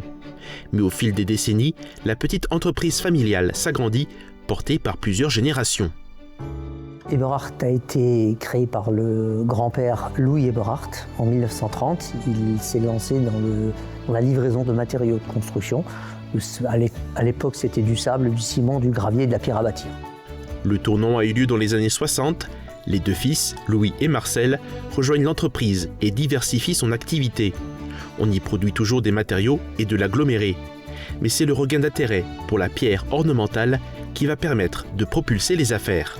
Le grès des Vosges, la pierre locale, redevenait intéressant. Ils ont donc pris cette occasion pour ouvrir un atelier de taille de pierre et de découpe de pierre et réouvrir la carrière familiale de grès des Vosges à Marquevillers en Alsace dans le 67. Aujourd'hui, l'entreprise se spécialise dans la transformation de pierres naturelles pour des applications décoratives et variées. Aujourd'hui, nos ateliers fabriquent principalement des produits de décoration, des escaliers, des plans de cuisine, des plans de salle de bain, de la façade, de l'escalier en pierre, tout ce qu'on peut s'imaginer en pierre, marbre et granit. On a un atelier en Bourgogne également qui produit donc du dallage en pierre de Bourgogne. Et après, il y a une très très grosse activité de négoce de pierre, d'importation de pierre. Et cette pierre est donc distribuée chez les redistributeurs, chez les revendeurs de pierre, mais également chez le particulier à travers nos boutiques et chez les professionnels qui sont par exemple les paysagistes. C'est justement cette ouverture aux marchés internationaux qui a permis à l'entreprise de démontrer tout son talent. Elle a su transformer son expérience dans la pierre locale en un véritable atout pour répondre aux attentes de ses clients et proposer des créations à l'esthétisme unique. On savait travailler une pierre locale, monocouleur, monoproduit, pas très dur, très compliqué à travailler. Et cette expérience nous a servi quand du jour au lendemain, on a eu accès à des carrières du monde entier. Donc on pouvait choisir des couleurs, des duretés, des finitions et ça nous a ouvert un terrain de jeu énorme. Aujourd'hui, Eberhard entre dans une nouvelle phase de son histoire. En s'appuyant sur le savoir-faire et les valeurs héritées, l'entreprise vise à élargir son champ d'action et à atteindre de nouveaux objectifs, notamment dans le digital. Avec la nouvelle génération, on va déjà essayer de devenir un acteur important sur la vente en ligne. Ça fait plusieurs années qu'on y travaille et on est en train de faire un investissement important de ce côté-là. Et on va dire qu'aujourd'hui, les magasins minéraux qui sont au nombre de 7 et qui sont quand même bien éparpillés sur le secteur, on ne va pas se cacher que la cible, c'est de devenir quand même un des leaders de la distribution pierre naturelle sur le marché français. Fort d'une tradition familiale solide et d'une expertise reconnue dans le domaine, Eberhard s'est imposé comme un acteur majeur sur le marché de la pierre naturelle. L'entreprise a su allier savoir-faire artisanal et innovation, le tout en préservant l'élément le plus cher à son cœur, l'authenticité.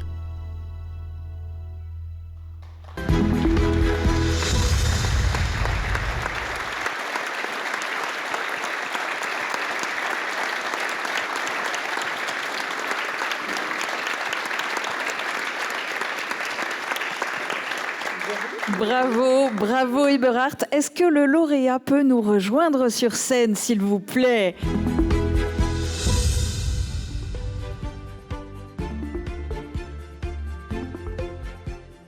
Monsieur Eberhard, c'est avec un grand plaisir que je vous remets donc le Grand Prix d'honneur 2024 de la communauté d'agglomération. Vous l'avez bien mérité. Je connais un peu votre activité. Bon, j'étais client plus d'une fois déjà, donc je connais ce que vous faites et ce que vous faites surtout bien. Il y a une chose qui m'a choqué, je vous le dis, parce qu'on m'a fourni un papier sur lequel il y avait quelques chantiers remarquables. Et bon, sur cette liste, il y en avait 3. Si je me trompe pas, c'est à Djerba, vous avez fait l'aéroport, voilà. Vous avez fait un travail en Bourgogne également. Devinez pourquoi, en Bourgogne. Et puis à Strasbourg également, non? Oui, c'est ça. Et puis, il me manquait un chantier qui me tenait beaucoup à cœur à l'époque. Vous savez lequel? Voilà, donc vous n'y êtes pour rien, mais je voulais le préciser, puisque c'est cette entreprise qui s'est occupée à l'époque de la restauration du château Hutschneider, dans lequel est installée aujourd'hui la communauté d'agglomération. Et comme j'étais vice-président à cette époque-là, chargé du suivi du chantier, donc j'apparaissais une fois par semaine aux réunions de chantier où on se voyait, avec le papa également, et j'étais toujours admiratif devant le travail qui a été réalisé sur ce chantier, sur ce bâtiment, où il y a énormément de pierres taillées en grès. En grès local, oui. Voilà, en grès local. Et j'ai trouvé que le travail réalisé était extraordinaire. Donc, avec un peu de recul, maintenant, je vous remercie encore pour ce boulot. Voilà. Merci à tous.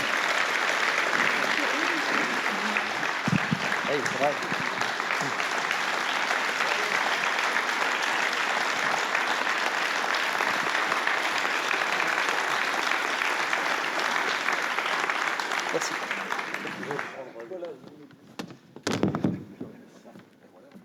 Il ne s'agit de pas le lâcher.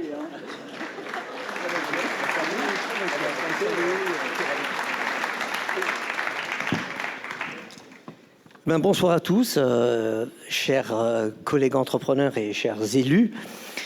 En tous les cas, je suis très honoré par cette remise de trophée, vraiment très honoré, mais aussi très honoré pour l'équipe dirigeante qui m'entoure, qui est plutôt une équipe jeune, et que forcément, ça va les encourager, ça va les booster, parce qu'ils sont beaucoup investis avec nous, on a fait beaucoup d'investissements ces dernières années, et puis d'avoir un petit honneur comme ça ne fait pas de mal, et puis effectivement, je vous en remercie, et je vous remercie aussi de leur part.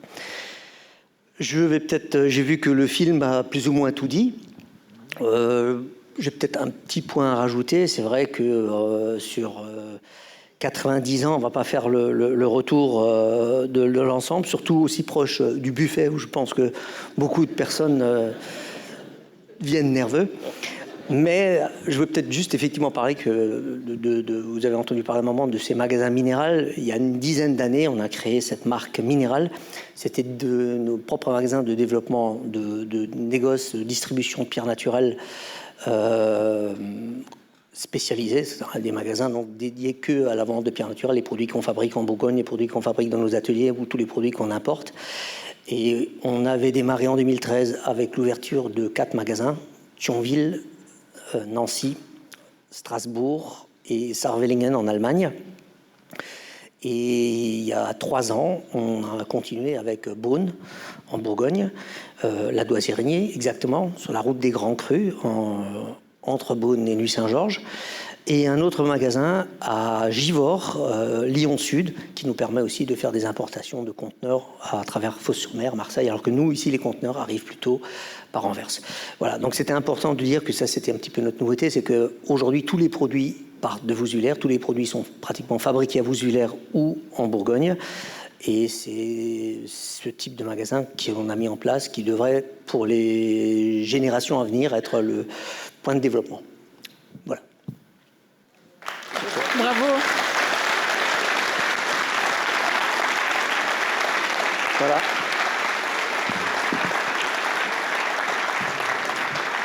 Alors, je vous propose de le laisser provisoirement en sécurité. En plus, vous pourrez boire un coup tranquillement tout à l'heure et de le récupérer tout à l'heure. Et puis, je vais vous proposer du coup, avec le président et le premier vice-président, de regagner les gradins, parce qu'on va avoir une très belle conclusion maintenant de Roselyne Bachelot au pupitre pour conclure cette magnifique soirée. Merci beaucoup.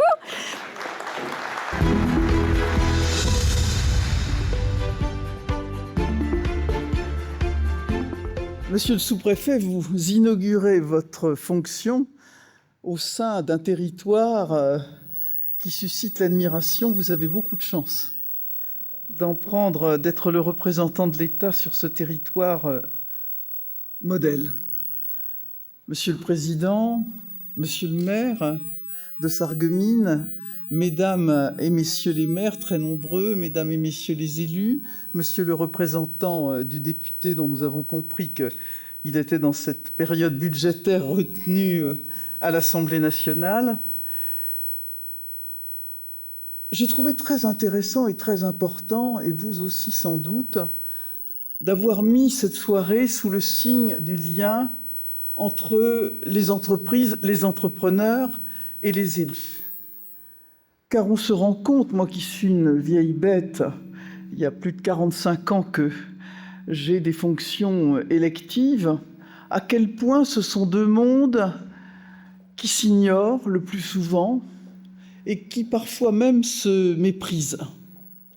Et pourtant, on l'a vu quand il y a un petit effet Larsen, là. Bon. C'est pas grave, on va continuer. Hein. On se rend compte à travers l'exemple de Sarreguemines-Confluence à quel point, quand on a décidé de marcher ensemble, eh bien on fait vivre un territoire et on le fait vibrer. Oh, je vois la technique qui s'approche. Voilà. Vous êtes un magicien. Il est bien, hein.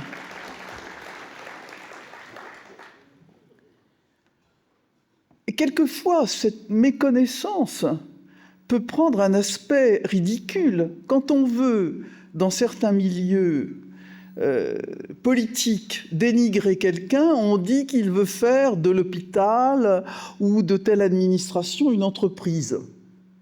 Après tout, si certaines administrations étaient gérées comme le sont des entreprises, on n'y verrait peut-être que des avantages. Si vous voulez déconsidérer un homme ou une femme politique, vous dites maintenant qu'il est pro-business. Je suis quand même un peu saisi de voir que ça devient une critique, alors que justement, créer de l'emploi, créer des parcours de formation, créer des possibilités de progression dans sa carrière pour vivre soi, être dans la cité, faire vivre sa famille, ses enfants, ça ne devrait pas être un reproche qu'on effectue. Mais je voudrais vous emmener ce soir peut-être un peu plus loin, hors de nos frontières, pour que nous réfléchissions ensemble comment on peut faire marcher un peu mieux cette société dans laquelle nous avons le sentiment de vivre des fractures, des insatisfactions, des anxiétés. Il y a 2 événements qui ont secoué l'opinion internationale. Ce sont les inondations dramatiques en Espagne à la fin de la semaine dernière et l'élection du nouveau président, du nouveau très ancien président des États-Unis. Et finalement, prenons le premier événement, les inondations en Espagne. Nous voyons à quel point, à travers ces inondations en Espagne, fixer de façon fine et cohérente les responsabilités de chacun des intervenants, l'État, les collectivités territoriales, le tissu associatif, le tissu professionnel est important.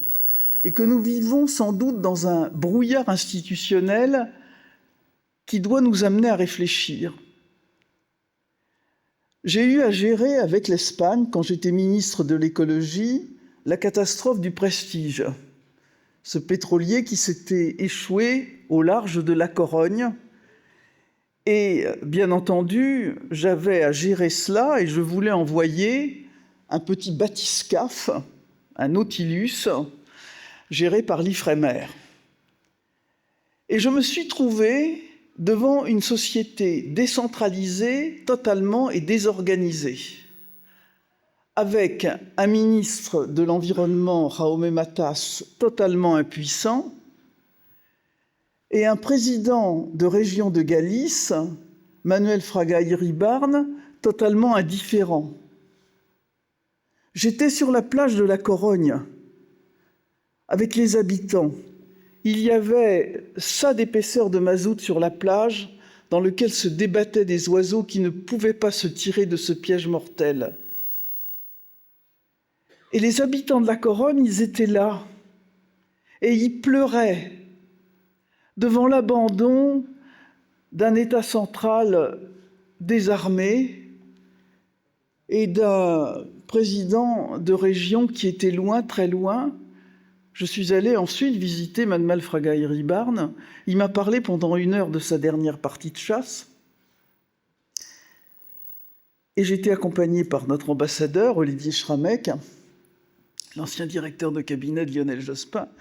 Et je lui ai dit, monsieur l'ambassadeur, cet homme sera battu aux prochaines élections. Et il m'a dit, c'est impossible. Manuel Fraga Iribarne, c'est un vieux franquiste installé dans la région de Galice depuis des dizaines d'années, il est imbattable. Eh bien, les élections qui ont suivi, Manuel Fraga Iribarne, il a été battu. Et c'est sans doute ça, la leçon qu'il faut tirer de ces inondations, car on a le sentiment que rien n'a été appris. 22 ans après, il y a un État central qui a donné l'alerte, mais qui n'a pas été suivi par les pouvoirs locaux, des pouvoirs locaux qui se sont trouvés totalement désarmés à nouveau, et la séquence a été implacable. La sidération, la solidarité et la mise en cause des pouvoirs publics. Et si nous ne prenons pas exemple sur ce qui se passe à Sarreguemines, Confluence dans notre pays, c'est-à-dire de réfléchir à ce qu'on peut faire ensemble sans se marcher sur les pieds les uns des autres, on n'aura rien compris. On ne fera pas avancer notre pays. Le deuxième événement mondialement aspecté a été celui de l'élection de Donald Trump. Et qu'est-ce qu'on peut tirer comme constatation de cette élection pour nous, pour notre réflexion de ce soir, de cette France et de cette Europe que nous voulons faire ensemble, pour nous et pour nos enfants?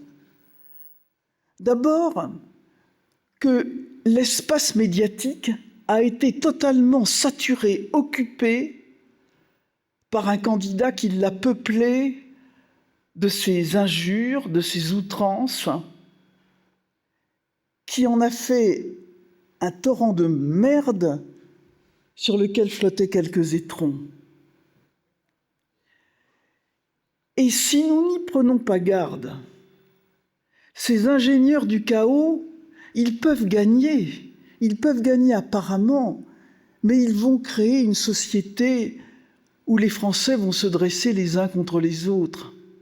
Quels que soient les bénéfices politiques que certains ou certaines pourraient en tirer, prenons garde à ne pas saturer cet espace médiatique dans l'irrespect des uns et des autres. Et finalement, l'antidote, vous nous l'avez donné. Il n'y a pas eu un gramme ce soir d'opposition politique, de rejet des uns, de rejet des autres. La deuxième leçon, c'est qu'il faut refuser la segmentation du discours politique. La force de Donald Trump, c'est qu'il a voulu parler à tous les Américains.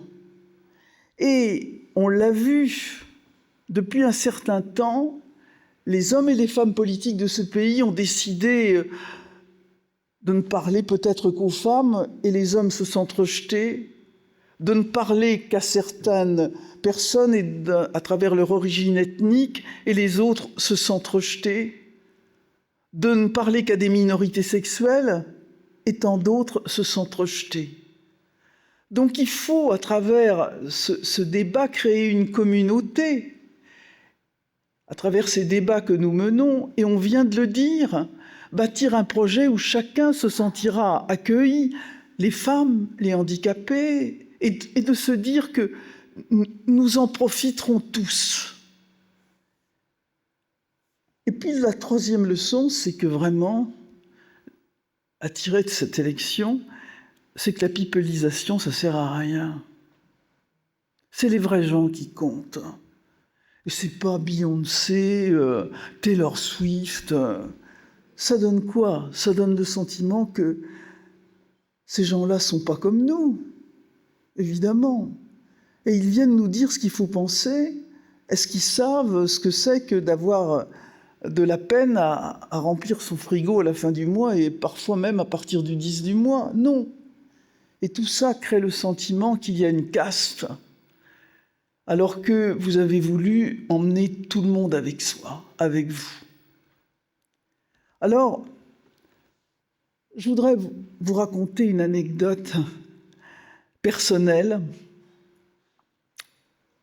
Certes, je ne suis plus parlementaire, je l'ai été pendant 25 ans, c'est beaucoup trop longtemps. Mais on m'invite encore. On m'invite aux cérémonies des vœux. Et on m'a invité à une cérémonie des vœux dans cette circonscription, cette première circonscription de Maine-et-Loire.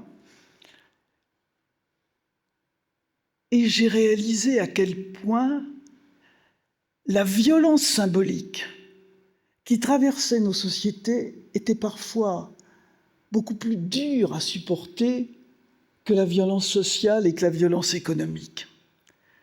J'arrive dans un centre culturel qui a été, il n'y a pas si longtemps, la première entreprise, le premier employeur du canton.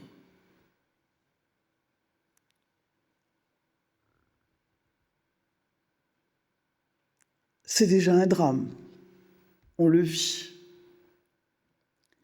La nouvelle sous-préfète m'accueille extrêmement gentiment, mais m'annonce que la ville de Segré, qui est le siège de la sous-préfecture, va dorénavant s'appeler Anjou-Bleu.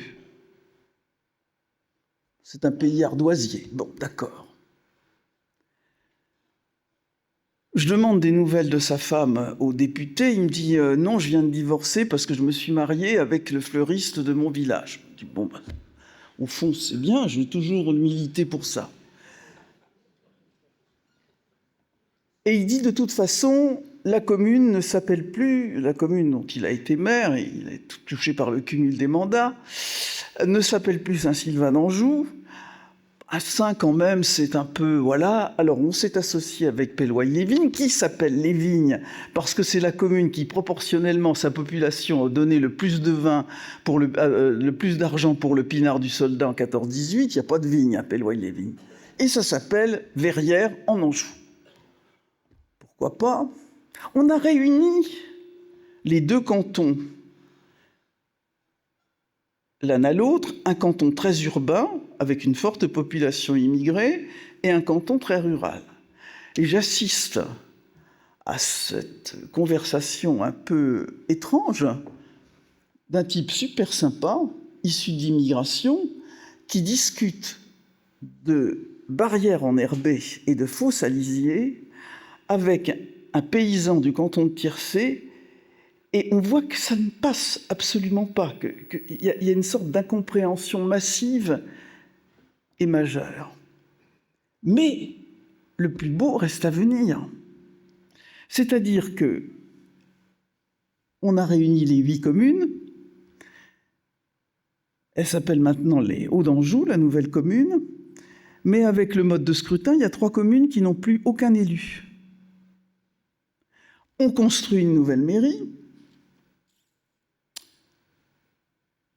Et cette commune, ce secteur que j'ai représenté, c'est un grand secteur de l'histoire de France.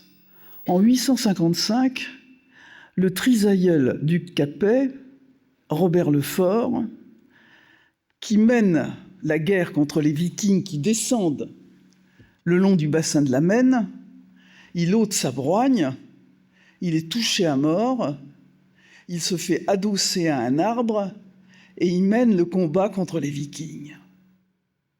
Et la statue de Robert le Fort, elle est devant la mairie de Châteauneuf-sur-Sarthe. Et je dis aux élus, mais et Robert le Fort? Oh, ils me disent, vous savez, Robert le Fort, ça n'intéresse plus personne. Eh bien, moi, je ne suis pas d'accord. Robert le Fort, ça intéresse les gens. Parce que c'est là qu'ils puisent leurs racines. Quand je suis arrivé au ministère de la Culture, on se demandait s'il ne fallait pas avoir un geste architectural, un toit en verre sur Notre-Dame de Paris. S'il ne fallait pas faire une autre flèche que la flèche préexistante, modélisée sur Viollet-le-Duc. Et j'ai dit non. Les gens pleuraient sur les quais en voyant leur cathédrale brûlée. La plupart n'allaient jamais à la messe. C'est Jean-Jacques Hano, le cinéaste, qui a d'ailleurs fait un film sur Notre-Dame de Paris, qui raconte qu'il était au bord du fleuve Niger avec 2 paysans nigériens qui pleuraient, musulmans, qui pleuraient et qui priaient pour Notre-Dame de Paris au moment de l'incendie de 2019. Et je me suis dit, devant cette violence, on ne peut pas rajouter la violence à la violence. Et c'est ça aussi la leçon que je tire de ce que vous m'avez raconté. C'est que vous voulez, dans Sarreguemines Confluence, vous voulez vous inscrire dans une tradition patrimoniale et d'avoir remis ce prix à une entreprise qui est justement une entreprise patrimoniale, qui crée de la beauté à partir des réalités du territoire, mais qui l'inscrit aussi dans un projet de vie et dans un projet de progrès. Je trouve qu'il n'y avait pas de meilleure façon pour conclure ces soirées et d'appeler dans cette société fracturée à la bienveillance dont vous avez fait preuve ce soir. Merci.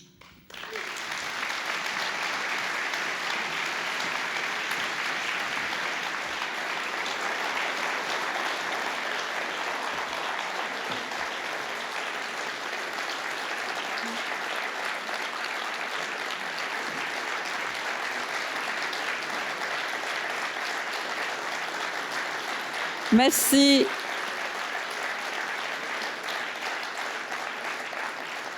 Merci beaucoup pour ce beau message. Merci à tous, bonne soirée.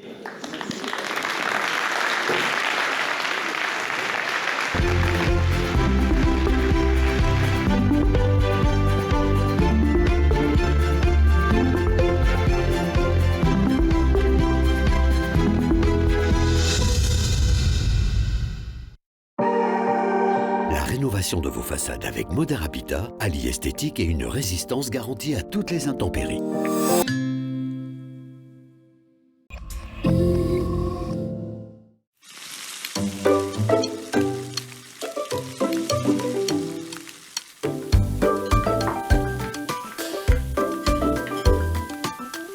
Retrouvez le goût des plats traditionnels qui réchauffent le cœur à l'Auberge du Moulin des Juilaires. Notre restaurant vous accueille dans une atmosphère chaleureuse où chaque repas vous apporte le sourire. L'Auberge du Moulin des Juilaires, un retour aux saveurs authentiques, tout en douceur. J'ai toujours peur d'abîmer mes appareils auditifs lorsque je fais mon jogging ou quand je fais mon jardin. N'ayez crainte, notre nouvelle gamme de produits auditifs tout-terrain a été conçue pour résister aux chocs, aux rayures et à l'eau. Vous pourrez donc pratiquer vos loisirs et vos activités tout en portant vos aides auditives.